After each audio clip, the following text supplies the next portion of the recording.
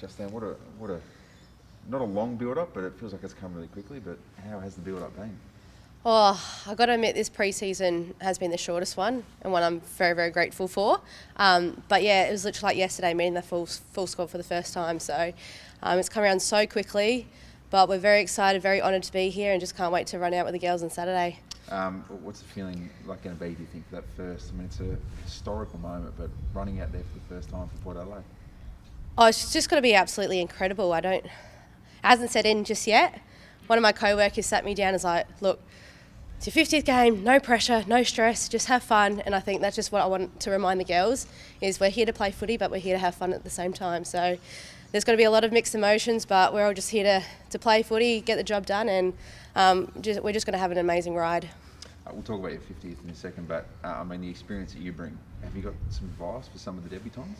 Yeah, my advice would just be to stay calm and composed as best as you can, but just to bring your skills and your weapons and to play footy with your mates is really what we're here to achieve and do. 50 games so quickly. What has this milestone meant to you?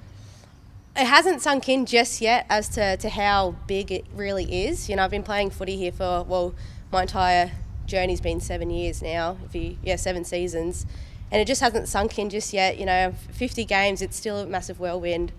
It feels like yesterday that I got drafted. So to say that I'm one of the more experienced and maybe not as mature girls is to definitely, I guess that sums me up perfectly. But I still can't believe it. What does it feel like you are at in your career? It's sort of, from the outside looking, it seems like, I wouldn't say getting started, but you've got a lot of footy ahead of you still. Oh, absolutely. The knees don't think that, but the rest of the body definitely does. If you look at Erin and Ange, and their bodies are probably at their peak still, to be honest. So hopefully I've still got that in me. I'm only 27, not 30 just yet, but I can't believe how far I've got with my footy so far.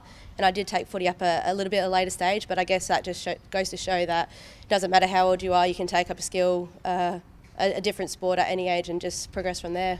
Speaking of some of those girls, how is Erin going? How's she tracking? Oh, Erin, it's Erin, come on. She could do anything. So, she's tracking really well. And some of your younger teammates as well, some girls who we should probably keep an eye out for. Probably the full 16 of the girls who haven't played AFLW before. Our squad is so fierce, so powerful. Everyone's to keep an eye on. They're absolute weapons, great human beings as well. So I guess everyone is someone to look out for. You've done everything now. You've won flags, everything, etc.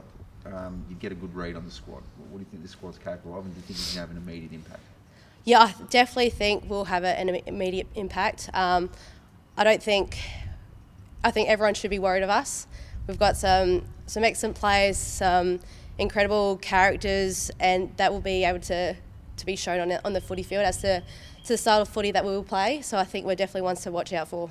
Yeah, history of the Crows as well. You'd know a thing or two about culture and a winning culture. Mm-hmm. What's it like here? Here's just really, really good energy. We all have that purpose here to play good footy, and our ultimate goal is to win, which is what we will do. And it's clear in our culture here, everyone gets on. Everyone's just so lovely and just a great human being. So, our culture's really good.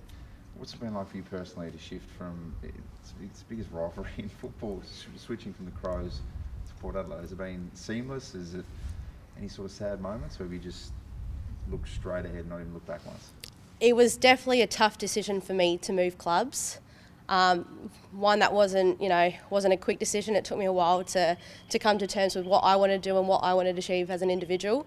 The Crows, the family there, they will be my family forever as well. It's really hard to say goodbye, but I think they also knew that it was best for me to go and to try and to achieve great things here as well, and with a young side as well to get them going too.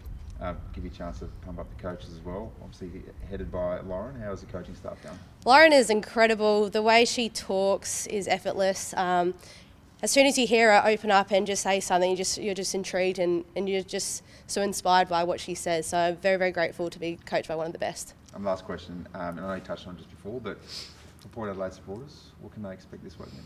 They will. Our brand of footy is to be fierce and tough, and I think that is in the Port Adelaide culture here.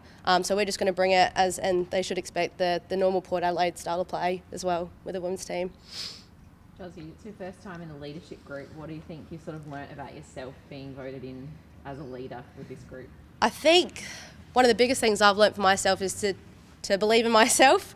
Obviously, the girls believe in me, so I guess I got to believe in myself, and they've obviously put me here to help them and to help the club, and I believe I'm just going to do that and deliver for them.